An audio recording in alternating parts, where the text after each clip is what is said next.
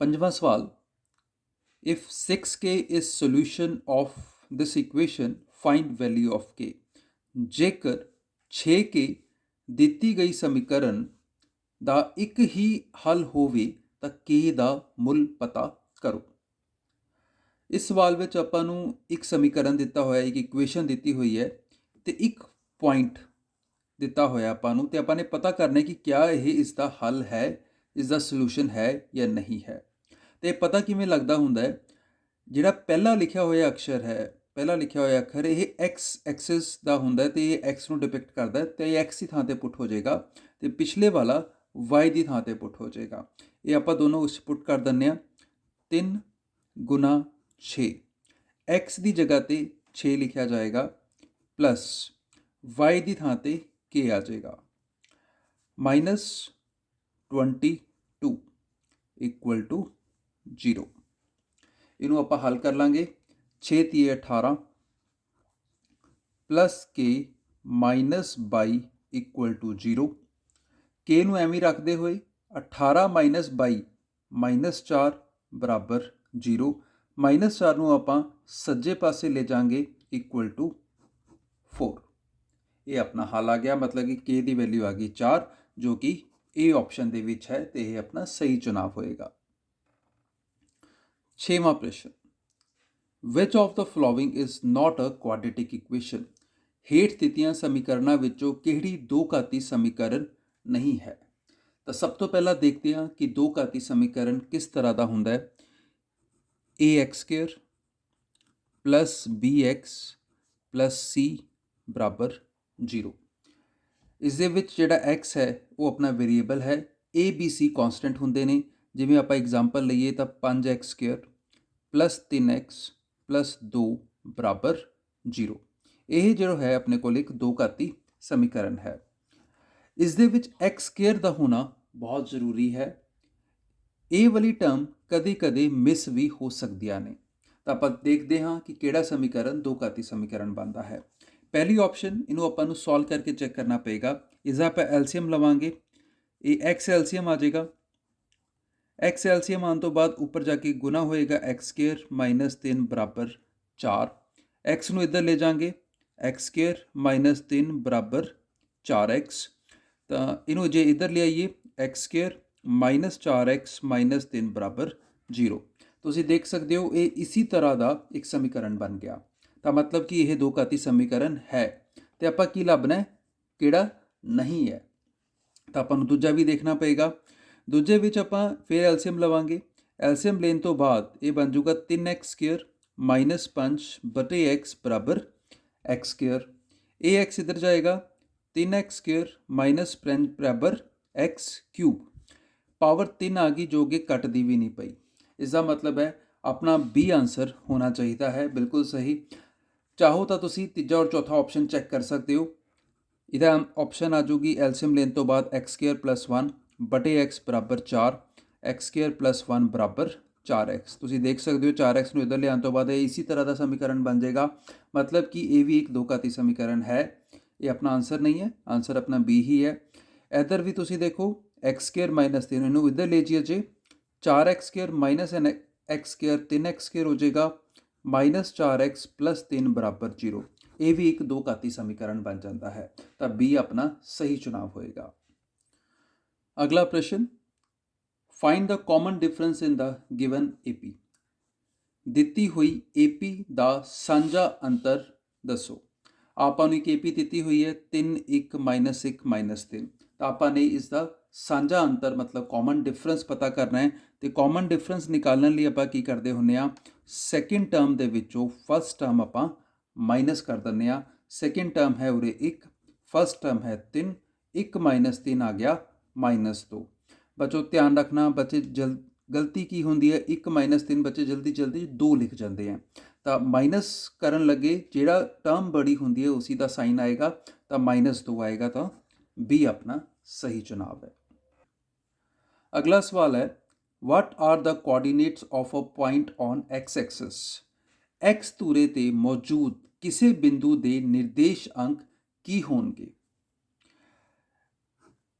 ਆ ਆਪਣੇ ਕੋਲ x ਧੁਰਾ ਹੈ, ਆ y ਧੁਰਾ ਹੈ, x ਉੱਤੇ ਆਉਣ ਵਾਲੇ ਧੁਰੇ x ਧੁਰੇ 'ਤੇ ਆਉਣ ਵਾਲੇ ਸਾਰੇ ਨੰਬਰਾਂ ਦੇ y ਕੋਆਰਡੀਨੇਟ, ਜਿਵੇਂ a b ਆਪਾਂ ਲਿਖਦੇ ਹਾਂ, ਇਹ x ਕੋਆਰਡੀਨੇਟ ਹੁੰਦਾ ਆਪਣਾ, ਇਹ y ਕੋਆਰਡੀਨੇਟ ਹੁੰਦਾ ਹੈ, ਆਹ ਹਮੇਸ਼ਾ 0 ਹੋਏਗਾ x ਧੁਰੇ ਦੇ ਉੱਤੇ।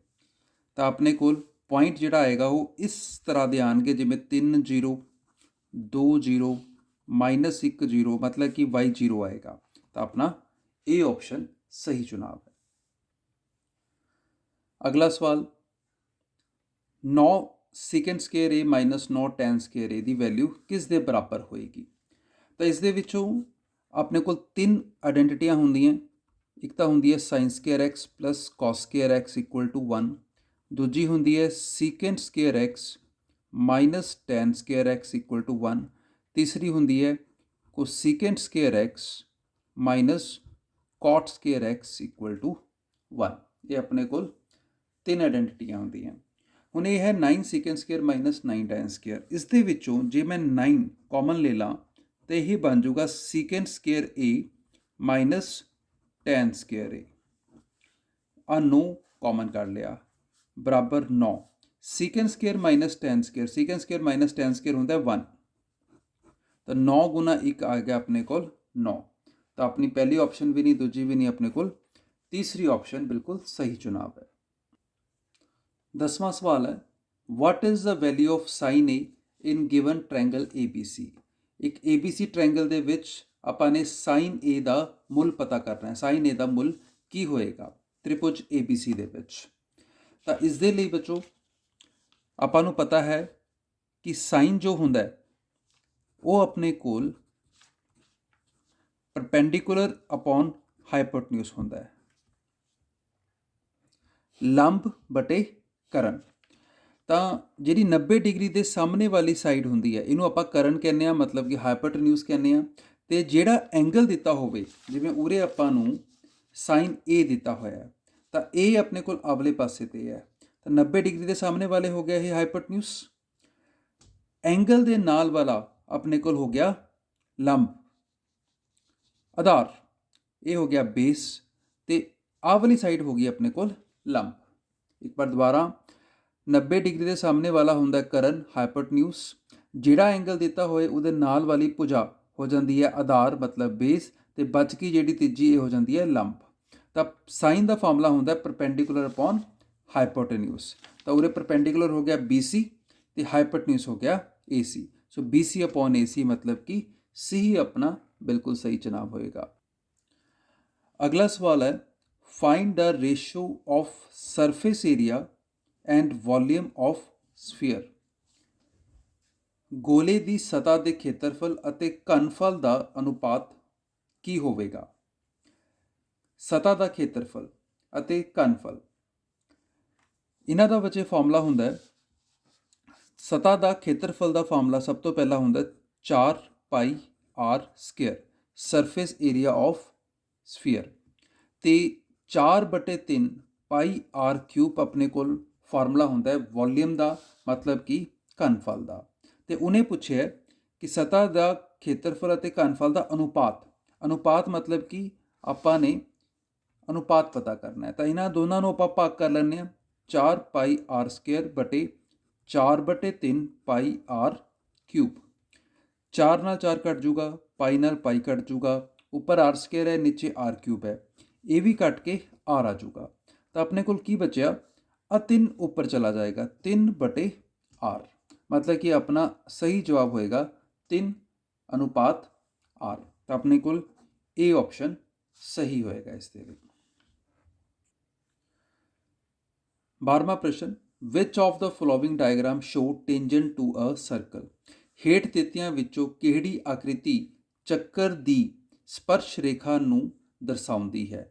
ਆਪਾਂ ਨੂੰ ਆਹ 4 ਆਕ੍ਰਿਤੀਆਂ ਬਣਾ ਕੇ ਦਿੱਤੀਆਂ ਹੋਈਆਂ ਅਤੇ ਆਪਾਂ ਨੇ ਇਹ ਦੱਸਣਾ ਹੈ ਕਿ ਇਹਨਾਂ ਵਿੱਚੋਂ ਕਿਹੜੀ ਆਕ੍ਰਿਤੀ ਚੱਕਰ ਦੀ ਸਪਰਸ਼ ਰੇਖਾ ਨੂੰ ਦਿਖਾਉਂਦੀ ਹੈ, ਮਤਲਬ ਕਿ ਕਿਹੜੀ ਆਕ੍ਰਿਤੀ ਵਿੱਚ ਆਪਾਂ ਨੂੰ ਰੇਖਾ ਚੱਕਰ ਨੂੰ ਛੂ ਕੇ ਜਾਂਦੀ ਨਜ਼ਰ ਆ ਰਹੀ ਹੈ। ਅਤੇ ਸਾਫ਼ ਦਿਖ ਰਿਹਾ ਆਪਾਂ ਨੂੰ ਕਿ C ਆਪਸ਼ਨ ਦੇ ਵਿੱਚ ਆਪਾਂ ਨੂੰ ਲੱਗ ਰਿਹਾ ਕਿ ਚੱਕਰ ਔਰ ਰੇਖਾ ਆਪਸ ਵਿੱਚ ਮਿਲ ਰਹੇ ਨੇ, ਬਾਕੀ ਕਿਸੇ ਵੀ ਆਕ੍ਰਿਤੀ ਵਿੱਚ ਇਹ ਮਿਲਦੇ ਨਜ਼ਰ ਨਹੀਂ ਆ ਰਹੇ। ਅਗਲਾ ਸਵਾਲ ਹੈ, analyse the diagram and find the correct option. ਚਿੱਤਰ ਦਾ ਅਧਿਐਨ ਕਰਕੇ ਹੇਠ ਲਿਖਿਆ ਵਿੱਚੋਂ ਸਹੀ ਕਥਨ ਚੁਣੋ। ਆਪਾਂ ਨੂੰ ਦੋ ਟ੍ਰਾਇੰਗਲਸ ਮਤਲਬ ਕਿ ਦੋ ਤ੍ਰਿਭੁਜ ਦਿੱਤੇ ਹੋਏ ਨੇ ਤੇ ਆਪਾਂ ਦੱਸਣਾ ਕਿ ਇਹਨਾਂ ਵਿੱਚੋਂ ਕਿਹੜਾ ਆਪਸ਼ਨ ਸਹੀ ਹੈ। ਕਿਆ ਐਂਗਲ ਪੀ ਏ ਦੇ ਬਰਾਬਰ ਹੋਏਗਾ ਜਾਂ ਬੀ ਦੇ ਬਰਾਬਰ ਹੋਏਗਾ ਜਾਂ ਸੀ ਦੇ ਬਰਾਬਰ ਹੋਏਗਾ। ਪੀ ਆਪਣਾ ਆਵਲਾ ਐਂਗਲ ਹੈ। ਇਹਨਾਂ ਵਿੱਚੋਂ ਆਪਾਂ ਦੱਸਣਾ ਕਿ ਏ ਬੀ ਔਰ ਸੀ ਦੇ ਵਿੱਚੋਂ ਇਹ ਕਿਸ ਦੇ ਬਰਾਬਰ ਹੈ ਜਾਂ ਇਹਨਾਂ ਵਿੱਚੋਂ ਕਿਸੇ ਦੇ ਵੀ ਬਰਾਬਰ ਨਹੀਂ ਹੈ। ਤਾਂ ਜਿਹਨਾਂ ਆਕ੍ਰਿਤੀਆਂ ਨੂੰ ਆਪਾਂ ਧਿਆਨ ਨਾਲ ਦੇਖੀਏ, ਇਹਨਾਂ ਟ੍ਰਾਇੰਗਲਸ ਨੂੰ ਧਿਆਨ ਨਾਲ ਦੇਖੀਏ, ਇਹਦੀ ਭੁਜਾਵਾਂ ਤੁਸੀਂ ਦੇਖੋਗੇ ਜੇ ਇਹਦੀ 6 ਹੈ ਤਾਂ ਇਹਦੀ 12 ਜੋ ਕਿ ਬਿਲਕੁਲ ਹੀ ਦੁਗਣੀ ਹੈ। 3√3 ਉਰੇ ਹੈ 6√3, ਇਹ ਵੀ ਦੁਗਣੀ ਹੋ ਗਈ। ਅਗਲਾ ਹੈ 3.8, ਜੇ ਆਪਾਂ 3.8 ਨੂੰ 2 ਨਾਲ ਗੁਣਾ ਕਰੀਏ ਤਾਂ 8 ਦੂਣੀ 16, 3 ਦੂਣੀ 6 ਔਰ 1 7, 7.6 ਤਾਂ ਇਹ ਵੀ ਦੁਗਣੀ ਹੋ ਗਈ। ਤਾਂ ਮਤਲਬ ਕਿ ਇਸ ਦੀ ਭੁਜਾਵਾਂ ਦੇ ਨਾਲ 1:2 ਵਿੱਚ ਹਨ, ਸੇਮ ਰੇਸ਼ੋ ਵਿੱਚ ਹਨ। ਤਾਂ ਇਸ ਦਾ ਮਤਲਬ ਜਿਹੜੀ ਦੋਨੋਂ ਭੁਜਾਵਾਂ ਹੈ, ਦੋਨੋਂ ਤ੍ਰਿਭੁਜ ਹੈ, ਉਹ ਸਿਮਿਲਰ ਹੋ ਜਾਣਗੀਆਂ। ਤੇ ਸਿਮਿਲਰ ਭੁਜਾਵਾਂ ਦੇ ਟ੍ਰਾਇੰਗਲ ਦੇ ਸਾਰੇ ਕੋਣ ਆਪਸ ਵਿੱਚ ਬਰਾਬਰ ਹੁੰਦੇ ਨੇ। ਤਾਂ ਹੁਣ ਦੇਖਣਾ ਇਹ ਹੈ ਕਿ P ਜਿਹੜਾ ਹੈ ਉਹ ABC ਵਿੱਚੋਂ ਕਿਸ ਦੇ ਬਰਾਬਰ ਹੋਏਗਾ। ਤਾਂ ਜਦੋਂ ਦੋ ਤ੍ਰਿਭੁਜ ਸਿਮਿਲਰ ਹੋ ਜਾਣ ਤਾਂ ਆਪਾਂ ਉਹਨੂੰ ਲਿਖਦੇ ਕਿਵੇਂ ਆ। ਤਾਂ ਸਭ ਤੋਂ ਪਹਿਲਾਂ ਦੇਖਦੇ ਹਾਂ ਕਿਹੜੀ ਸਾਈਡ ਬਰਾਬਰ ਹੈ। ਅਗਰ ਆਪਾਂ ਦੇਖਿਆ ਜਾਵੇ ਤਾਂ AC ਜਿਹੜੀ ਸਾਈਡ ਹੈ ਉਹ ਬਰਾਬਰ ਆਏਗੀ ਆਪਣੇ ਕੋਲ PR ਦੇ। ਉਸ ਤੋਂ ਬਾਅਦ BC ਜਿਹੜੀ ਸਾਈਡ ਹੈ ਉਹ ਬਰਾਬਰ ਆਏਗੀ PQ ਦੇ, ਤੇ AB ਜਿਹੜੀ ਸਾਈਡ ਹੈ ਉਹ ਬਰਾਬਰ ਆਏਗੀ RQ ਦੇ। ਹੁਣ ਜਦ ਆਪਾਂ ਤਿੰਨੋਂ ਭੁਜਾਵਾਂ ਨੂੰ ਬਰਾਬਰ ਕਰ ਲਿਆ ਤਾਂ ਆਪਾਂ ਪਹਿਲਾਂ ਕਿਸੇ ਵੀ ਟ੍ਰਾਇੰਗਲ ਦਾ ਨਾਮ ਲਿਖ ਲਈਏ, ਚਾਹੇ ABC ਦਾ ਚਾਹੇ PQR ਦਾ। ਆਪਾਂ ਲਿਖ ਲੈਂਦੇ ਹਾਂ ABC ਸਿਮਿਲਰ। ਇਹ ਸਿਮਿਲਰ ਕਿਸ ਦੇ ਹੋਏਗੀ? AB ਸਾਈਡ RQ ਦੇ ਸਿਮਿਲਰ ਹੈ, ਤਾਂ ਪਹਿਲਾਂ ਇਹੀ ਲਿਖੀ ਜਾਏਗੀ। ਹੁਣ ਇਹਨੂੰ ਜਾਂ ਤਾਂ ਆਪਾਂ RQ ਲਿਖ ਸਕਦੇ ਹਾਂ ਜਾਂ QR। ਆਪਾਂ ਦੇਖਦੇ ਹਾਂ ਉਸ ਤੋਂ ਬਾਅਦ BC ਜਿਹੜੀ ਸਾਈਡ ਹੈ ਉਹ PQ ਦੇ ਇਕੁਅਲ ਹੈ, ਮਤਲਬ ਕਿ ਇਸ ਨੂੰ RQP ਲਿਖ ਸਕਦਾ। ਇਸ ਦੇ ਵਿੱਚ AB RQ ਦੇ ਬਰਾਬਰ ਆ ਰਹੀ ਹੈ, BC ਪਿਛਲੇ ਦੋ ਨੰਬਰ ਨੇ ਤੇ ਉਹ PQ ਦੇ ਬਰਾਬਰ ਆ ਰਹੇ ਨੇ, ਤੇ AC ਪਹਿਲਾ ਤੇ ਤੀਜਾ ਜੋ ਕਿ RP ਦੇ ਬਰਾਬਰ ਆ ਰਿਹਾ ਹੈ। ਤਾਂ ਮਤਲਬ ਕਿ ABC ਸਿਮਿਲਰ ਹੋ ਗਈ RQP ਦੇ। ਤਾਂ ਇਹਨਾਂ ਦੇ ਕੋਣ ਵੀ ਬਰਾਬਰ ਹੋਣਗੇ। ਤਾਂ ਜਿਹੜੇ P ਹੈ ਉਹ ਤੀਜੇ ਨੰਬਰ ਤੇ ਆ, ਮਤਲਬ ਕਿ ਉਹ P ਤੀਜੇ ਨੰਬਰ ਤੇ ਆ, ਮਤਲਬ ਕਿ ਉਹ C ਦੇ ਬਰਾਬਰ ਆ ਜਾਏਗਾ। ਤਾਂ ਮਤਲਬ ਕਿ ਐਂਗਲ P ਔਰ ਐਂਗਲ C ਆਪਸ ਵਿੱਚ ਬਰਾਬਰ ਹੋਣਗੇ। ਤਾਂ C option is the right answer. Number of wickets taken by a bowler in 10 matches are as follow. Find the mod. ਕਿਸੇ ਗੇਂਦਬਾਜ਼ ਦੁਆਰਾ 10 ਕ੍ਰਿਕਟ ਮੈਚਾਂ ਵਿੱਚ ਲਈਆਂ ਗਈਆਂ ਵਿਕਟਾਂ ਹੇਠ ਅਨੁਸਾਰ ਹੈ। ਆ ਵਿਕਟਾਂ ਦੀ ਗਿਣਤੀ ਦੱਸੀ ਹੋਈ ਹੈ ਕਿ 10 ਮੈਚਾਂ ਵਿੱਚ ਇੱਕ ਬੋਲਰ ਨੇ ਕਿੰਨੀ ਵਿਕਟਾਂ ਲਿੱਤੀਆਂ।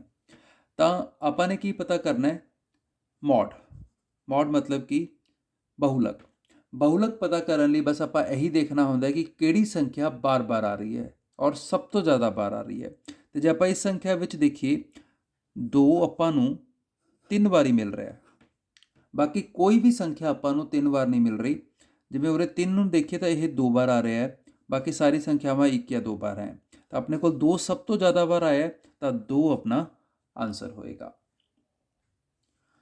15ਵਾਂ ਸਵਾਲ ਹੈ, what is the possibility of an impossible event?